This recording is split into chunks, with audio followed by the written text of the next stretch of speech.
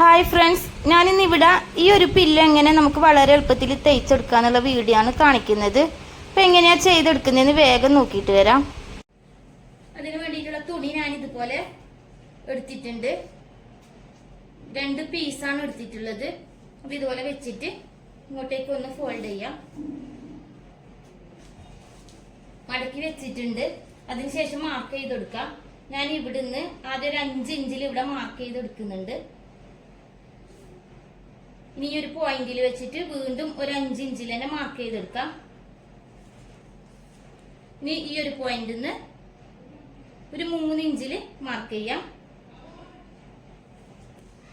Mark ചെയ്തിട്ടുണ്ട്. ഇനി ഇതിന്റെ സെന്ററിൽ വെച്ചിട്ട് ഇവിടുന്ന് ഒരു 7 ഇഞ്ചിൽ മാർക്ക് ചെയ്യാം. ഇവിടെ 7 ഇഞ്ചിൽ മാർക്ക് ചെയ്യാം. അതേപോലെ തന്നെ ഇവിടെ വെച്ചിട്ടും ഒരു 7 ഇഞ്ചിൽ മാർക്ക് ചെയ്തെടുക്കുന്നുണ്ട്. സെന്ററിൽ വെച്ചിട്ട് 6 ഇഞ്ചിലാണ് മാർക്ക് ചെയ്തെടുക്കുന്നത്. മാർക്ക് ചെയ്തിട്ടുണ്ട്. ഇനി ഈ ഒരു പോയിന്റിൽ വെച്ചിട്ട് ഇതിന്റെ സെന്ററിൽ വെച്ചിട്ട് ഒരു 2.5 ഇഞ്ചിൽ മാർക്ക് ചെയ്യാം. ഇനി ഈ ഒരു പോയിന്റിൽ നിന്ന് ഇതേപോലെ ഒരു റൗണ്ട് ഷേപ്പിൽ ഈ ഒരു പോയിന്റ് വരെ വരച്ചെടുക്കാം. അതേപോലെ തന്നെ ഈ ഒരു ഭാഗത്ത് നിന്ന് ജസ്റ്റ് ഒന്ന് ഇവിടുന്ന് മാർക്ക് ചെയ്യാം. അതിനുശേഷം നമ്മൾ മാർക്ക് ചെയ്ത ഈ ഒരു 7 ഇഞ്ചിലുള്ള പോയിന്റിലേക്ക് ഇതേപോലെ ഷേപ്പ് ചെയ്തെടുക്കാം.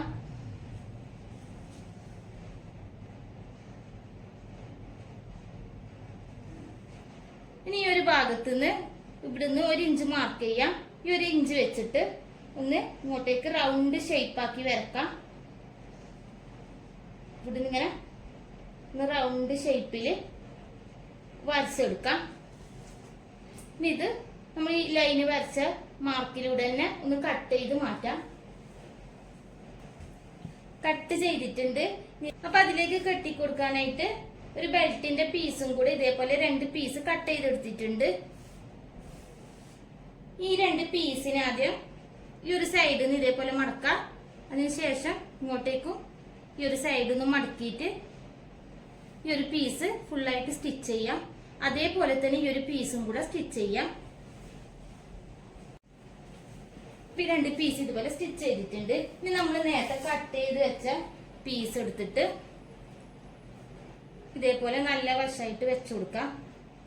വെച്ചു കൊടുത്തിട്ടുണ്ട്. ഇനി നമ്മൾ സ്റ്റിച്ച് ചെയ്ത ഈ ഒരു ബെൽറ്റ് ഒരു സൈഡ് ഞാൻ മടക്കി തയ്ച്ചെടുത്തിട്ടുണ്ട്. ആ ഒരു ഭാഗം ഈ വശത്തായിട്ട് ഇതേപോലെ ഇതിന്റെ ഒരു സെന്ററിൽ ഇതേപോലെ വെച്ചു കൊടുക്കാം. അതേപോലെ ഇപ്പുറത്തെ സൈഡിലുള്ള ഈ ഒരു പീസും ഇതിന്റെ സെന്ററിലായിട്ട് ഇതേപോലെ കറക്റ്റ് ആയിട്ട് വെച്ചിട്ട് ഇവിടെ ആദ്യം ഒന്ന് സ്റ്റിച്ച് ചെയ്തെടുക്കാം.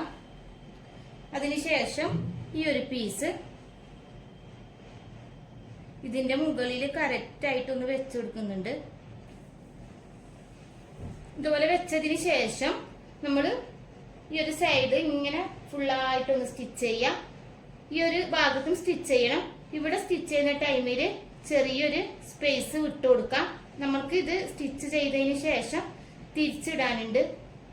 അതുകൊണ്ട് ഇവിടെ ഒരു ചെറിയൊരു സ്പേസ് വിട്ടിട്ട് ബാക്കിയുള്ള ഭാഗം ഫുള്ളായിട്ടൊന്ന് സ്റ്റിച്ച് ചെയ്തിട്ട് വരാം. ഇപ്പൊ ഞാൻ ഇവിടെ സ്റ്റിച്ച് ചെയ്തിട്ടുണ്ട്. ഇനി നമ്മൾ ഒഴിവാക്കിയിട്ടുള്ള ഒരു ഭാഗം ഉണ്ടല്ലോ, അതിലൂടെ നമുക്കിതൊന്ന് തിരിച്ചിടാം പുറത്തോട്ടേക്ക്. ഇനി ഇതിലേക്ക് നിറച്ചു കൊടുക്കാനായിട്ട് ഇതേപോലെ സ്പോഞ്ച് എടുത്തിട്ടുണ്ട്. നമ്മളിവിടെ ഒഴിവാക്കിയിട്ടുള്ള ഈ ഗ്യാപ്പിലൂടെ ഒരു സ്പോഞ്ച് ഫുള്ളായിട്ട് നിറച്ചു കൊടുക്കാം. ഇപ്പൊ ഞാൻ ഇതില് പരമാവധി നിറച്ചെടുത്തിട്ടുണ്ട്. ഇനി നമ്മൾ ഇവിടെ ഒരു ഗ്യാപ്പ് വിട്ടിട്ടുണ്ട്. അത് ഇതേപോലെ ഒന്ന് തുണി മടക്കി പിടിച്ചിട്ട് ഇതേപോലെ അടുപ്പിച്ച് പിടിക്കാം.